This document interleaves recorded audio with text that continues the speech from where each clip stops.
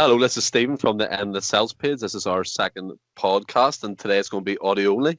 I'm delighted to be joined by a fellow Celt and John Tomlinson, also my cousin as well.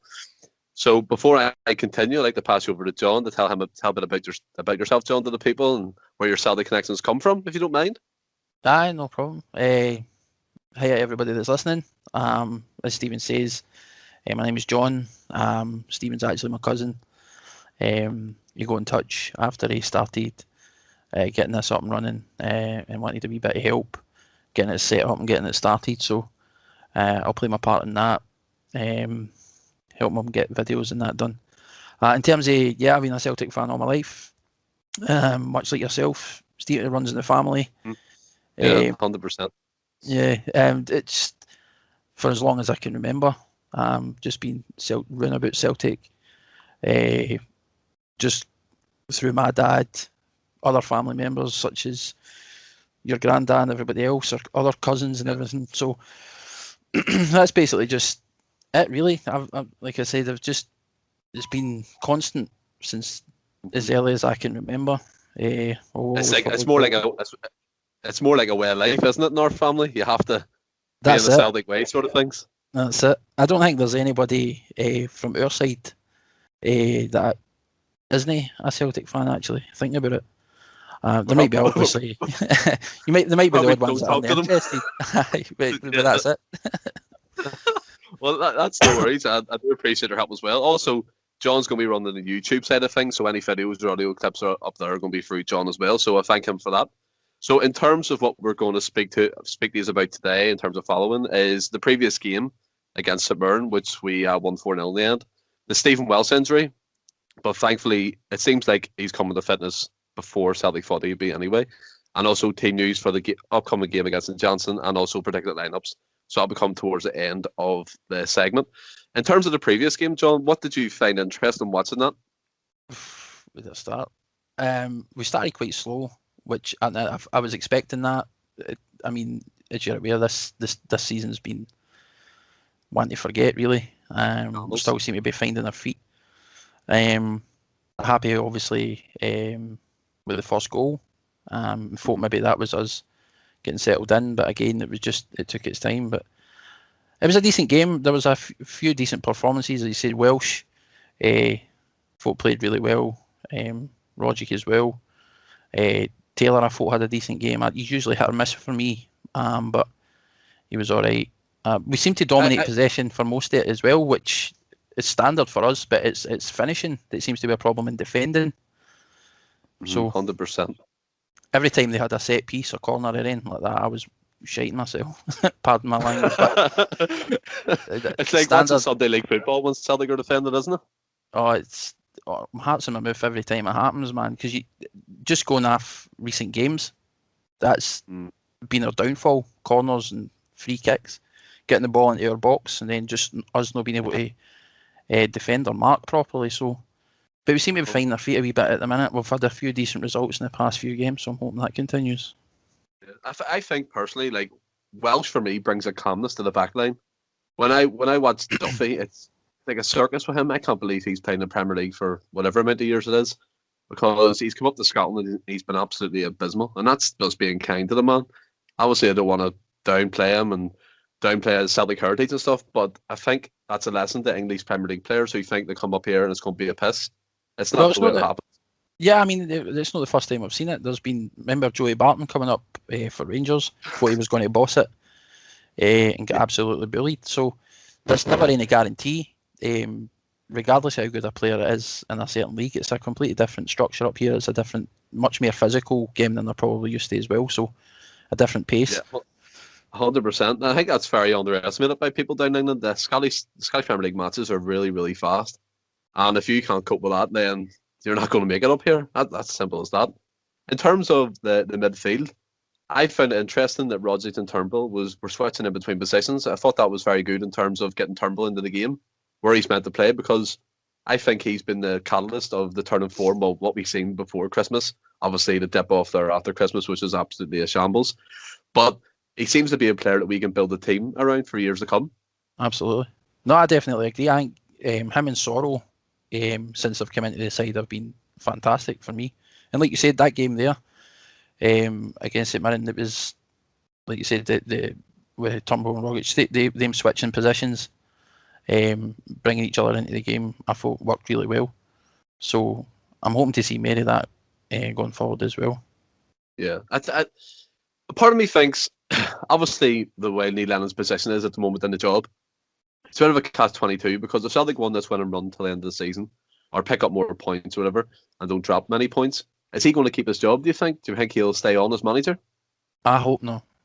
I mean, I think like many Celtic fans, it's like we all love Lennon for what he's done as a player for the club and what he's done in his first stint as a manager. And I don't think we can ever forget that. But I mean, this has probably been the biggest season in our history. And it doesn't just come down to Lennon. The board has been abysmal as well, and they have been for a number of years. They've not been on the ball. So, but for me, really covered up. Yeah, I mean, it's for me. Regardless, obviously, there's changes coming in, as we know. Dominic McKay coming in, taking over for Peter Law. From what I can see or hear, he's already involved. That transition's already started to happen. He's obviously he'll be speaking to people and getting things in place. Talk about bringing in. There is rumours that the director of football, Fergal Harkin, coming in from Manchester City. That's so right. That could be a new thing coming. And also seen that the Manchester City under-23 boss was linked with the job as well. But quite interesting if that actually would go down with the Celtic fans. I mean, it's different. But the last time he took a project like that, like Ronnie Daly came in, and the Celtic fans weren't really pleased with that, even though he won 2 leagues in a row. So for me, I think they should be going for a manager who's proven, who's actually done something. Yeah. Instead of going for the standard people who is Celtic linked or Celtic orientated, sometimes that doesn't really matter. Do you know what I mean? You need a coach that can coach players, can get the best out of the players. Perfect example, Brendan Rodgers. Absolutely. And he's another 100%. one. I know a lot of Celtic fans are bitter about how he left the club, but I mean, there was obviously I firmly believe that he was he's seen this coming with the board and everything else, and I think he was kind of restricted. Like Peter Law's as a chief executive, it's not his place and it's not his role to be signing players and everything else. That's a director of football's job or the manager's job. But he obviously is taking the reins for a number of managers throughout the years, so and seems to be making a lot of the decisions. And I think for managers we've had, including Brendan Rodgers, that obviously maybe played a part. And I'm hoping with him stepping down going forward, if we bring in a director of football, whichever manager, whoever it is that we're bringing in, are happy to work with a director of football if we do get the likes of Harkin. So, or even that other, who's that German boy we've been linked with as well? Ralph Ragnick. Look at his track record as well. That would be a superb appointment. 100%. But you look at that and you think it's so reachable. I mean, it's doable because I don't think he'll be after mega bucks. He's worked in Germany and stuff, and a lot of top coaches link their play to him and say he was a main coach in Germany. Do you know what I mean? So it's someone to look up to, even for 2 to 3 years to steady the ship, get some ideas off him, and then you could get a European coach in to take over that. Do you know what I mean? Absolutely. You have to put the steps in process for years to come, because this short-term plan that Celtic seem to have at the moment, it's not working. Especially the loan signings, 60 grand a week wages. Do you know what I mean? They're sitting on the bench most weeks. It's a waste of money. No, definitely. That's always something that's annoyed me. Getting in loans, especially. I mean, look at the players we've missed out on. Paddy Roberts was somebody we should have pursued. We've had the chance, and there's other players that have came through the doors as well on loan that have been hit or miss. I don't think. I mean, it's a good business model from a financial point, I guess, in terms of you're not forking out money for a player that could essentially be, for lack of a better word, shite. Like imagine if we signed Duffy outright for a few million. 100%. We'd be in a position where like I can't see him being at the club at the end of the season. I'd be surprised if he was. But if that was a permanent transfer, how you ship him somebody that's no playing, he's no performing, and you're probably just, as we know, Premier League clubs and the money that they ask for their players just because of the league they play in is ridiculous. So how much would they have actually cost? Yeah, even the Friends playing in the Premier League, you're talking about £8-9 million. It's ridiculous. It's a disgrace. It is, isn't it? But in terms of the second half against St Mirren, I know we're off on a bit of a wee tangent there, but in terms of the second half, how do you think we played the build-up play and stuff? I mean, switching positions, as I said, Turnbull went into the number 10 role. I thought that affected the team quite a lot. There was more passing play, there was more pressing play as well from the front. And I have to admit as well, in my first podcast actually, I said Rodgers shouldn't start the side playing with 10 men, but he made me eat my words. I mean, that was one of the best performances I've seen from him in a long while. No, definitely. I agree with that completely. And I agreed with your initial assessment as well about him starting. I'd like to see Sorrow and Brown starting. A lot of people seem to not like that idea, but I mean, I can't see why that would be a problem. So that's something I'd like to see us try going forward. But in terms of that second half, again, took us a minute to get into gear, but then you're scoring 3 goals in about 3 minutes. Yeah. And then just putting the game to bed. And it's pressing, like you said, pressing them more, just being a lot more direct, and putting away the final balls, the scoring. And that's what we need to do going forward. I think if we just keep doing what we're doing, we'll see more of the same. But it's good to see. Yeah. I mean, was it the last 3 or 4 games we've scored something like 12 or so goals? So. Yeah, which isn't a character of this season anyway, for the least, like. Do you know what I mean? No, but it's a step in the right direction. Oh, yeah, 100% it's a step in the right direction. But as I said previously, it's like a catch-22 because you see, with this good form going forward, obviously I always want Celtic to win and play well. But the change that the Celtic supporters want is a new manager. Majority of Celtic fans is a new manager. And the more this form keeps going, will they keep planning for the rebuild? It's something we'll have to find out, obviously, towards the end of the season. And with season tickets coming up for renewal as well, I mean, many fans are going to drop out. There's loads of people in financial difficulty, so the club need to do something to appease the fans, to make them want to come. I think there's a lot of fans that are going to be that are already pretty much pissed off with the way it's being handled at the minute.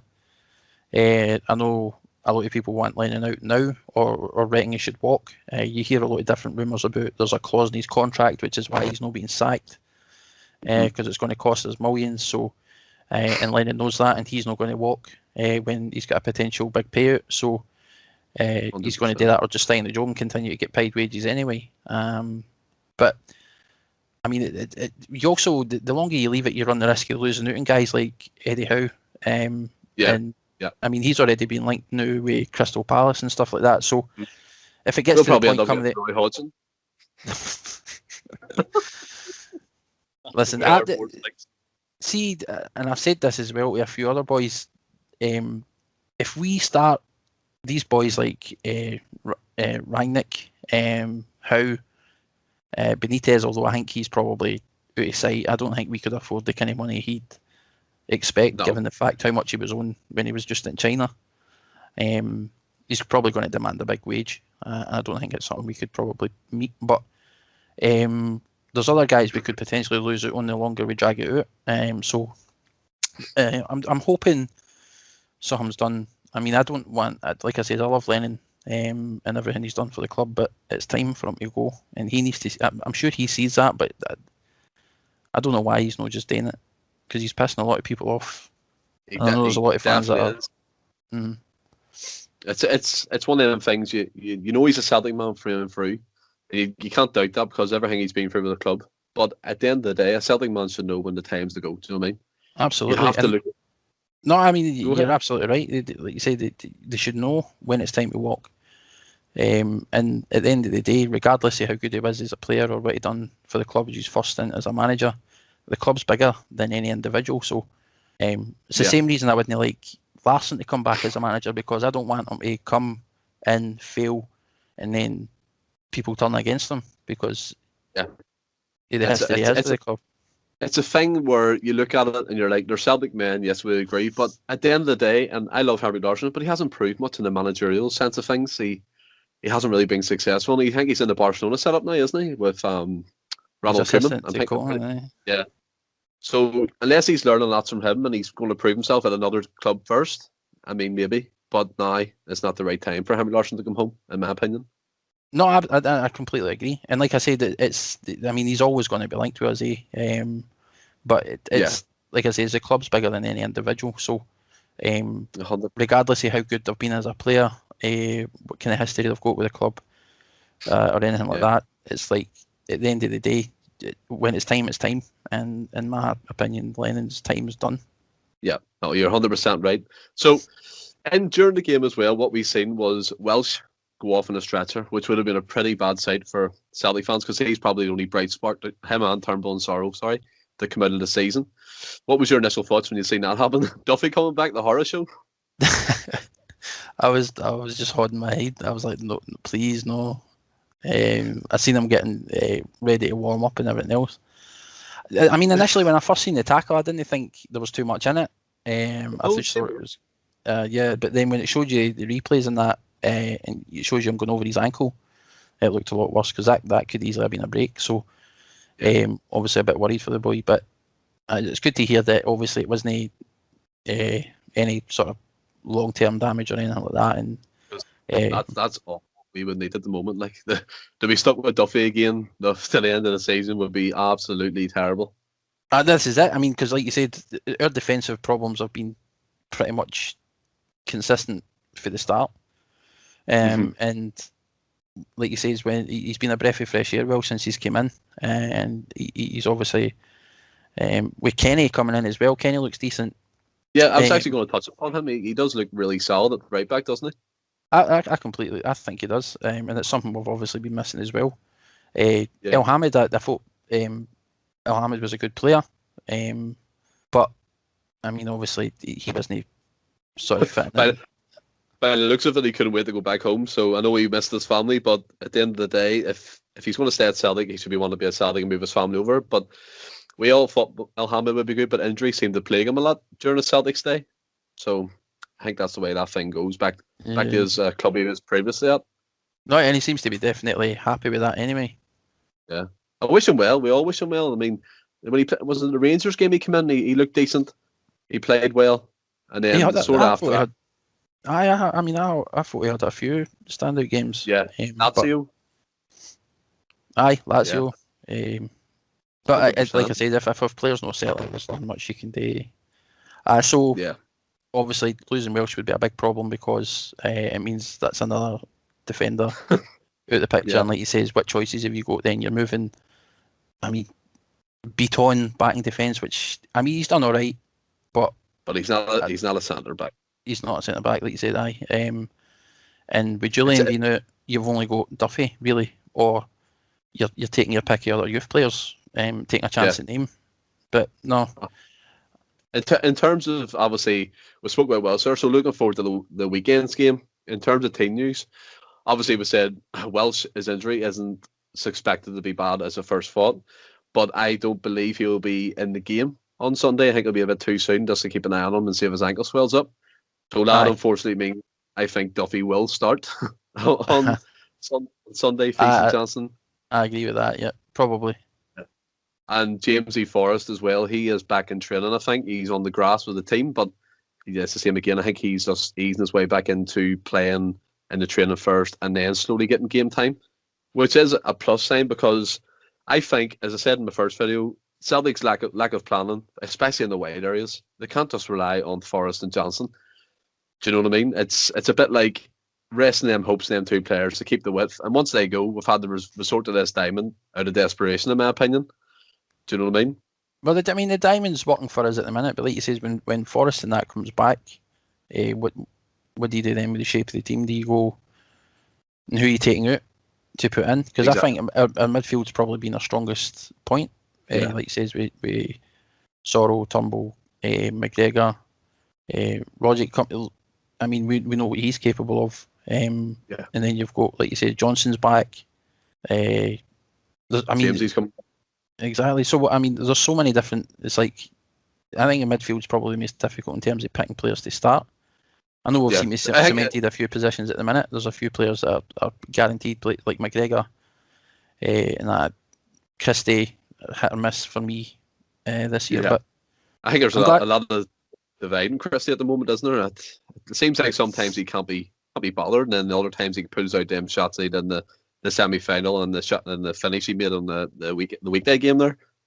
I mean that finish that he took was beautiful, but just prior to that, I think I was just saying I was like, he wasn't having such a great game for me, but then he beat my words for scoring that goal. But I think from that type of thing, I think his dad himself has been down touting him to English clubs, unless his head's been turned and he's looking for a summer move, which a lot of players seem to be at the moment. I think there's going to be a massive, massive rebuilding job for whoever's in charge in the summer, and it's going to take money. But it's this climate we're in. Our Celtic board going to spend money, and who they're going to spend it on, what areas, what positions. Do you know what I mean? They need a goalkeeper, defenders, and it's very likely that Edward and all that, a striker, a proven striker, a goal scorer. Yeah. So I mean, we definitely need to strengthen in that. I think there's definitely going to be a few people at the door. So yeah, they better spend. We need to spend.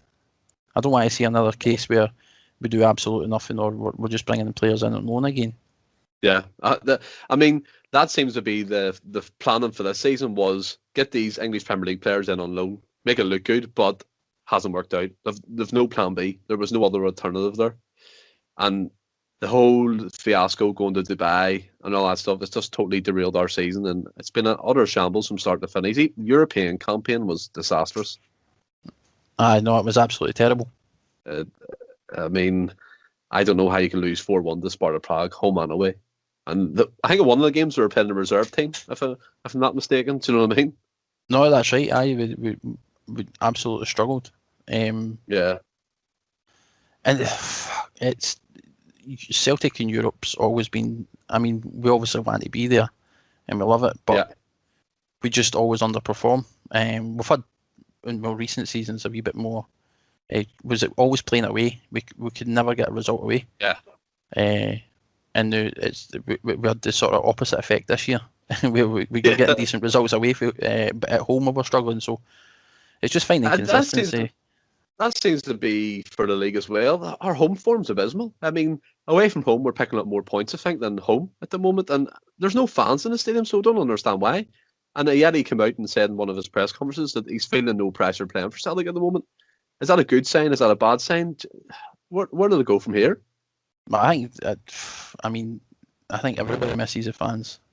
And even just at this point, even watching the games on the telly, that missing that atmosphere. Players are probably feeling less pressure because there are no fans. Fans will go on your back, they'll boo you and everything else if you're not playing well.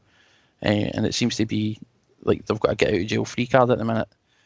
I don't think, but I think that has. So I think, like Ajeti says, no having the pressure might help him, or he might feel better in that sense. But at the same time, I think it'll have a negative effect because they're not being pushed. And I think that is probably something that's creating into a lot of players at the minute. And no having that backing and no having the fans there. Maybe even and also feeling a bit. When you look across to the touchline, Neil Lennon looking at a laptop. I mean, it's not really inspiring, is it? I don't know what they're doing, man. It's just a disaster at the minute. And every time it cuts to the dugout, and you're looking at the Kennedy as well, and he's another one that's been linked with the manager's job, and that better not happen. No way. I can't. And if that does, if that happens, there's going to be a hell of a lot of people no renewing season books. No. And there will be protests, man. There's no way you can go for Lennon to Kennedy and think that that's going to solve the problems we've got, because it's not.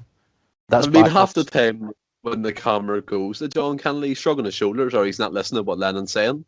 So, do you know what I mean? What are you going to replace him with? The worst version of Lennon? It can't be happening. No, I don't even want to think about it, man. So we'll move on into the predicted lineups. I'll do mine first. I've got Bain in goals, Kenny right back. Unfortunately, Duffy starting at centre back along with Ayer, Taylor, and I'm going to bring back Sorrow. I think Brown might get a rest this game because he's played I think it's 2 games in a row, 3 games in a row usually for him. Doesn't work out at the moment. Going to stay with Rodzik. I'm going to stay with him this time.